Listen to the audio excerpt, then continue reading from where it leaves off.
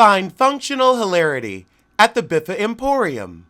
All right, let's get to Jersey's Ryu Part 2.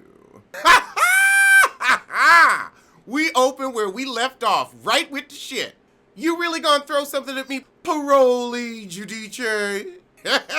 Andy can't turn his head fast enough.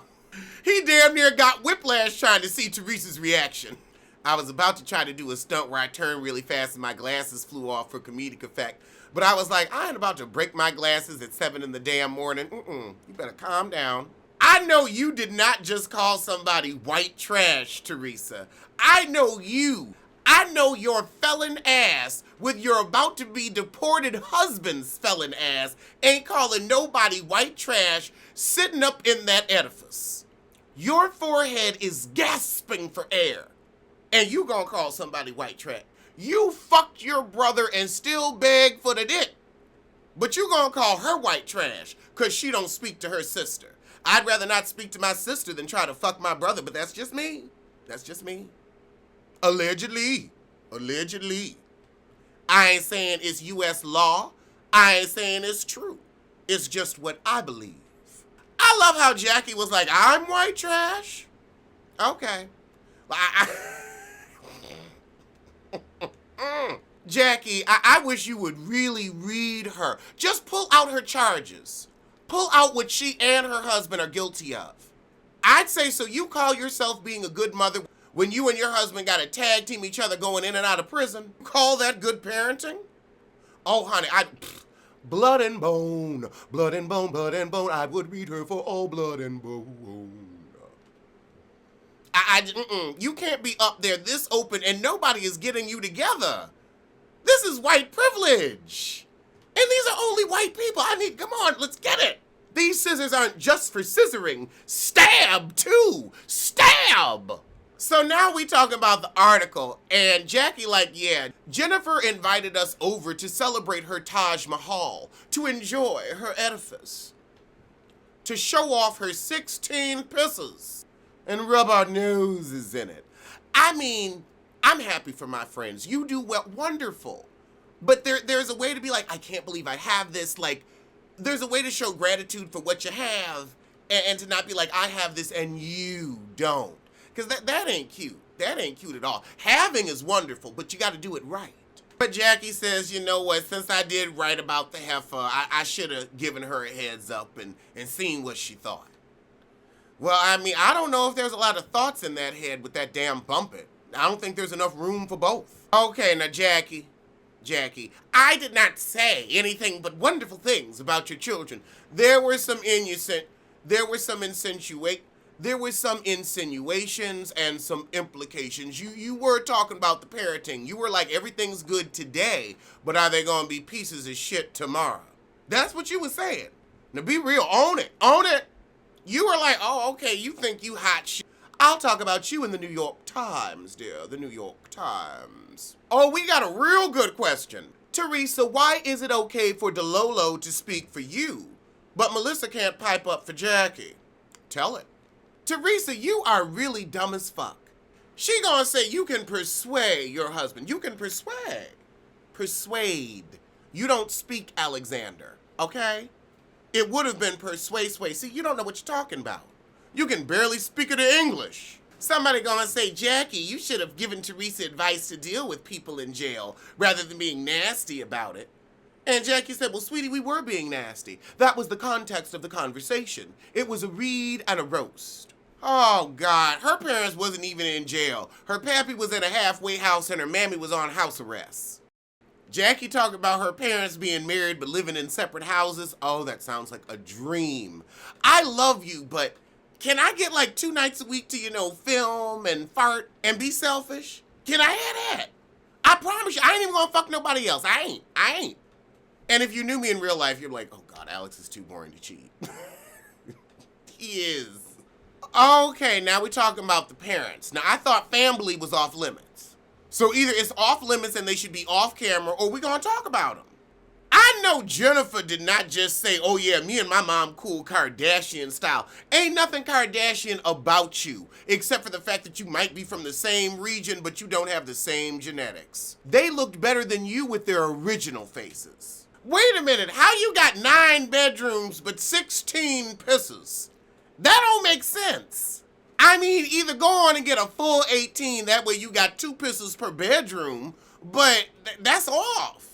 I mean, you got 80 children, so I see why you need 9 bedrooms. Maybe you should have moved into a 7-bedroom, 5-bathroom house, and that way you could have afforded to decorate it. Honey, that place is empty inside like an airport. Just cavernous, echoes, no love, no light, no sense of family. That house feels loveless to me, like Sheree Whitfield's edifice. Edifice. So Andy asked Marge, what does she think of Jennifer's house? And she says, it's Jennifer. And Jennifer gonna say, it is Jennifer because I don't live in garment racks. And Marge, I'm gonna need you to at least get a closet in your house. You look like you living in a condemned foreclosure. Oh God, my house is under construction. It's been under construction a little too long, Sheree. A little too long. Marge said, okay, now, you know what? My house may be under construction, but I am 10 minutes from the city. She off some highway somewhere. You give an off-ramp tease. And Jersey, good for that. They will put up a mansion right on the edge of an off-ramp. You're like, oh, what beautiful smog you have. Oh, God, you gotta stop talking about I went to China and I spent all this money on furniture. You don't have an Asian-themed decor. You're very proud of your Turkish heritage. So why wouldn't you get furniture from Turkey? Why wouldn't you bring some of the old country, as they used to say back in my day, to your house? I didn't see nothing Turkish up and through, except your mama. Your mama and the food was Turkish. Them grape leaves look good. She says she spent 40 grand on furniture. You don't even know to be embarrassed by that. Your decor and renovate budget needs to be 50% of the purchase price. 50%. So if you buy $1 million house, you should put $500,000 in furniture and renovation. Because you don't want to be refurnishing every 10 minutes. Now, if you're going to get some IKEA and redo that fucker every year, then yeah, $40,000 is appropriate. But you live in an airport. We watch, what was that Backyard shitty show? They were spending $40,000 on backyards, and you spent $40,000 on your furniture. It may be large, but it's still a hovel.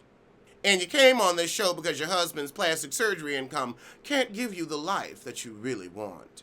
So now Jennifer talking about how she was dry humping her husband to make sure his penis was big enough. I'm sorry, girl, you gotta see it. And you gotta make sure that it fits you. Because sometimes it's like, this isn't comfortable, and sometimes it fits like a glove. So they asked Jennifer, did you have sex before your husband? And she said, well, answering something like that is disrespectful to my husband, so I ain't gonna say. Girl, it wouldn't be disrespectful if you were a virgin on your wedding night, so I guess we know the answer to that. Oh, Melissa coming for a marriage. She said, you had to get on a TV show to get some respect from your husband? I'd be insulted. Honey, now I'm gonna tell you this, your husband don't respect you because he's still footing the bills for your business, but that's another topic for another time. So now we're talking about felon Giudice and her prison diet. I think that she was able to stick to it because everything in her life was out of control. You're dealing with the government, they taking all your money, they send your husband to Italy, so that was the one thing you could control. I will say I believe Teresa has always had something of a decent body to, mitigate that face. That face. So the daughter, Antonia, said, I'm going to do exactly what my mom is doing. I see why Joe is like, oh yeah, that may not work. Like, your mom was lucky enough to end up in this reality show Wave and on Bravo. Like, she lucked up on something. Had she not lucked up on this, I don't think there would be a store called Envy because wouldn't nobody be going.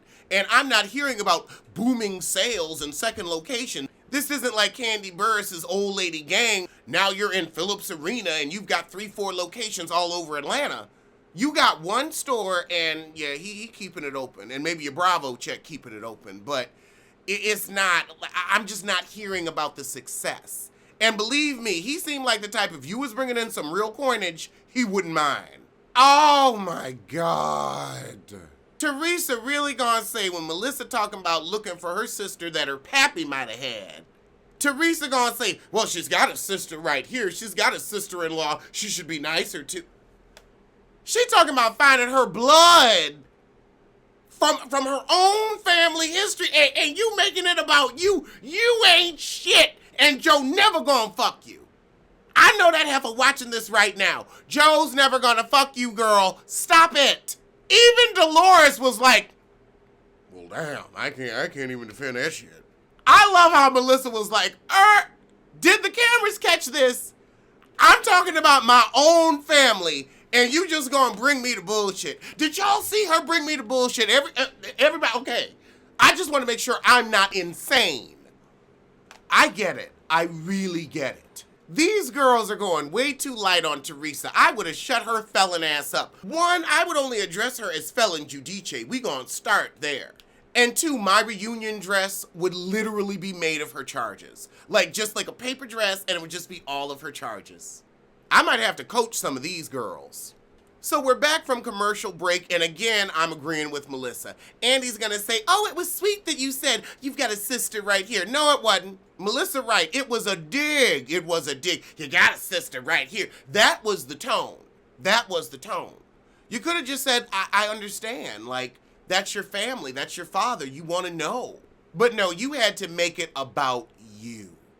Because you ain't shit. Never have been, never will be. I feel sorry for your children. They deserved better. They deserve better than their felonious mother and their felonious father. Phaedra Parks ass parents. Don't nobody want that.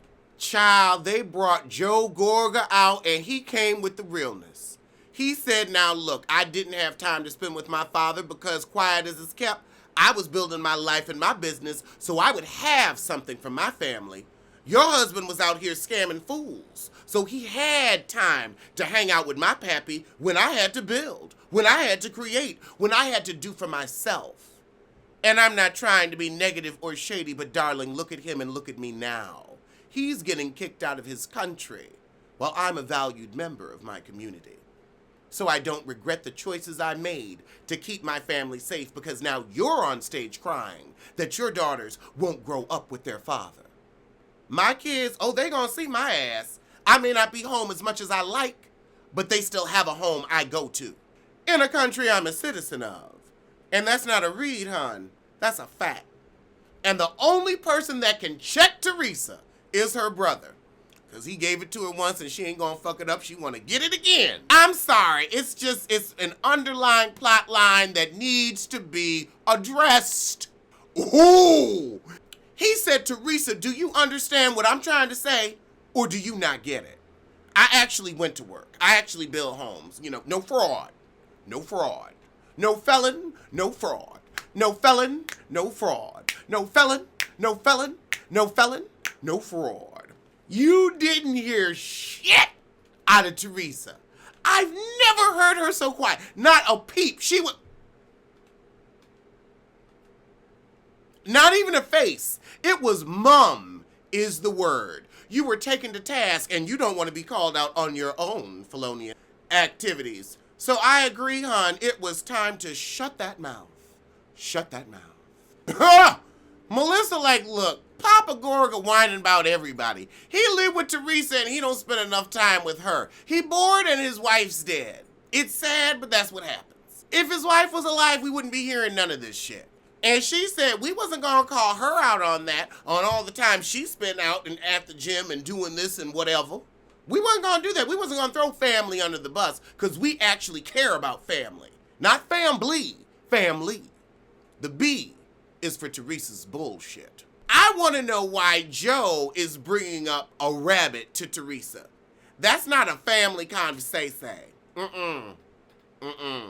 It's giving me a tea. A certain tea. A tea I'm not trying to sip. Teresa said her husband can control her, and she's right. That's how she ended up a felon, with a husband in line for deportation.